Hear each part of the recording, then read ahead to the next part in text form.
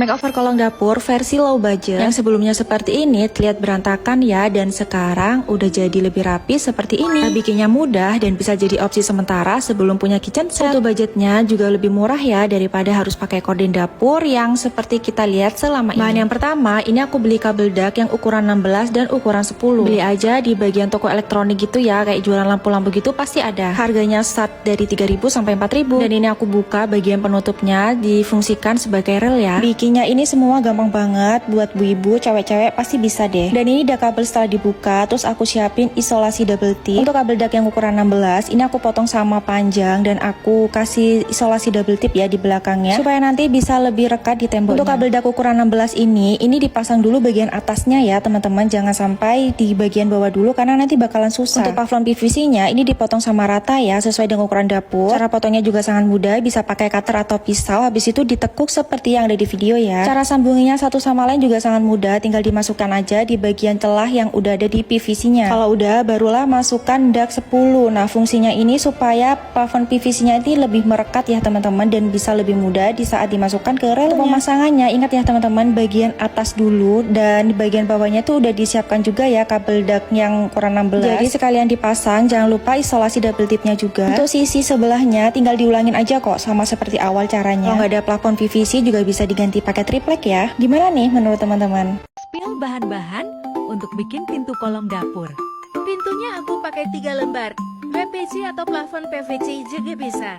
Untuk relnya pakai kabel ducting panjang 1,7 meter, 10 x 10 4 batang, dan 16 x 16 8 batang. Ventilasi biar gak lembab, juga handle tanam. Gak lupa juga 3 lem ini.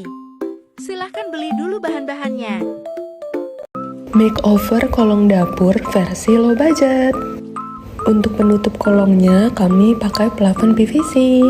Untuk relnya pakai ducting kabel ukuran 10 x 10 dan 16 x 16.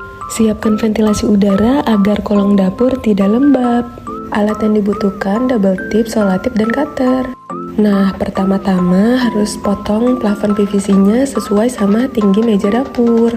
Tapi dipotong lebih pendek lagi karena nanti akan dimasukin ke dalam rel. Kalau sudah sama panjang bisa langsung gabungkan plafon PVC-nya. Agar tidak mudah lepas, beri solatip di bagian belakang sambungan plafon PVC. Potong ducting kabel sesuai ukuran plafon dan panjang meja dapur. Pakai double tip untuk merekatkan rel dengan lantai dan meja dapur.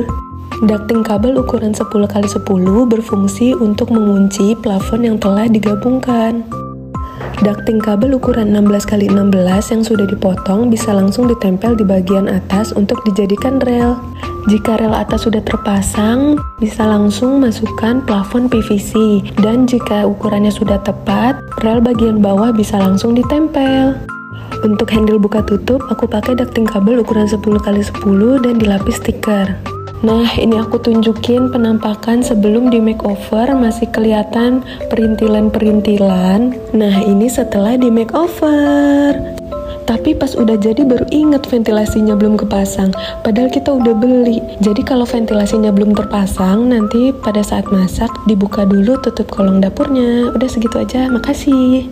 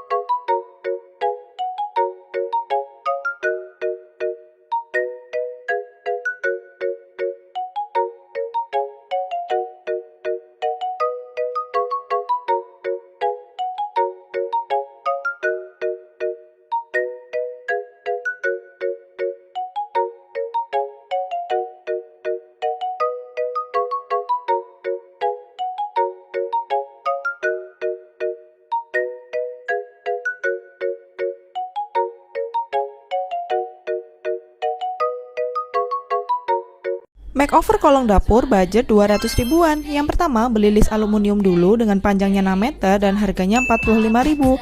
Dan ini untuk detail bahan-bahannya. Ukuran dapur panjangnya 3 meter, tinggi kolong 83 cm. Lanjut pemasangan rel aluminium menggunakan lem, dan untuk PVC-nya kita menggunakan 4 lembar dengan panjang 4 meter. Untuk pemasangannya gampang banget, tinggal diklik aja. Setelah itu pemasangan ventilasi diukur dan dipotong dulu ya. Kita menggunakan 2 lubang ventilasi untuk di bawah kompor dan ini untuk detailnya. Untuk belakang PVC kita nggak dilem tapi dilakban. Kalau misal nanti dibongkar tidak rusak. Kenapa kita menggunakan list aluminium? Karena konstruksinya sudah 2 jalur dan presisi, jadi tidak seret dan anti meleot. Untuk step terakhir, pengeleman aluminium, lubang ventilasi serta handle. Untuk rel atasnya dirapikan lagi pakai silem ya. Dan ini untuk hasil akhirnya. Selain menggunakan gorden kolong, atap PVC ini juga bisa jadi solusi karena selain harganya murah, pemasangannya yang gampang dan pastinya awet.